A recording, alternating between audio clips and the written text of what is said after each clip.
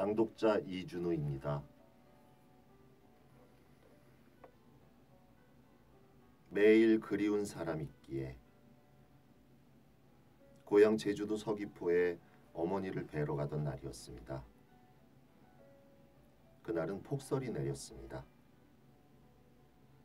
제주시에서 서귀포로 가는 길은 산을 넘어야 합니다. 버스는 체인을 감고 느릿느릿 한라산을 넘어서고 있었죠. 위험한 고비도 몇 번 넘겨야 할 정도로 눈이 많이 쌓여 있었습니다.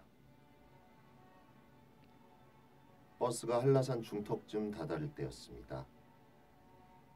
80대로 보이는 할아버지가 자리에서 일어나 말했습니다. 여기 좀 세워줘.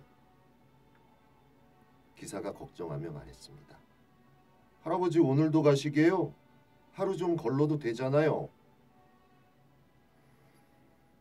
버스에 탄 사람들 중 몇 사람은 매일 같은 시간에 이 버스를 이용하는 사람들이었나 봅니다. 그 할아버지를 아는 듯 몇 사람이 말했습니다. 아유, 이렇게 눈이 쌓였는데 오늘은 좀 쉬세요. 눈이 더 내리면 어떻게 집에 가시려고 그러세요? 그러나 사람들이 아무리 말려도 할아버지는 버스를 어서 세우라고 종용했습니다. 기사는 걱정 가득한 얼굴로 어쩔 수 없이 차를 세웠습니다. 버스에서 내린 할아버지는 눈이 수북이 쌓인 길을 걸어갔습니다.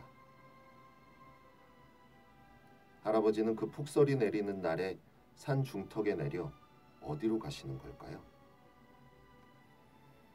아휴, 오늘쯤 안 가도 할머니가 뭐라고 하진 않으실 텐데. 아주머니 한 분이 혀를 차며 말하자 기사가 그 말을 받았습니다. 말도 마세요. 지난번에 태풍 불던 날 있죠? 지붕 다 날아가고 나무 뿌리 다 뽑히던 날이요. 그날 저 할아버지가 딱 혼자 이 버스에 타더니 여기서 내리셨어요. 아무리 가지 말라고 말려도 소용이 없어요. 서귀포에 도착할 때까지 버스 안의 화제는 그 할아버지였습니다.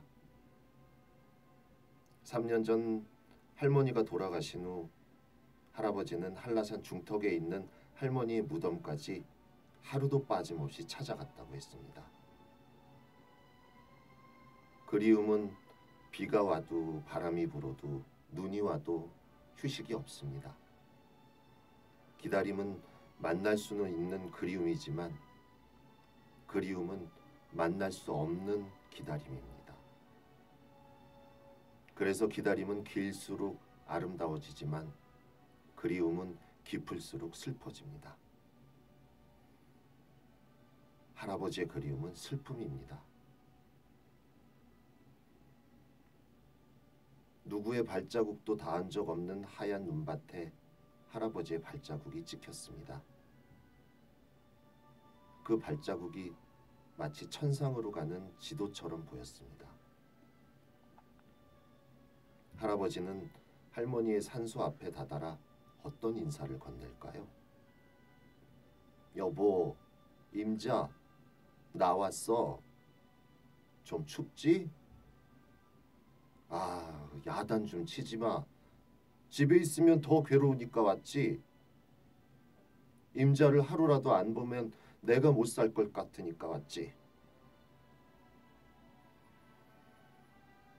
눈은 그칠 줄 모르고 더 펑펑 쏟아지는데 폭설 속으로 사라진 할아버지 걱정으로 사람들 표정이 어두워졌습니다. 우리 걱정을 달래듯 기사가 말했습니다.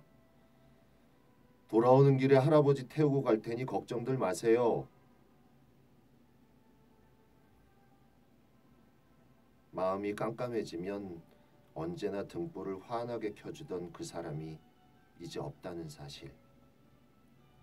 울고 싶을 때 다정하게 손 내밀어줄 그 사람이 이제 더 이상 없다는 사실. 참 두렵고 슬픈 사실입니다.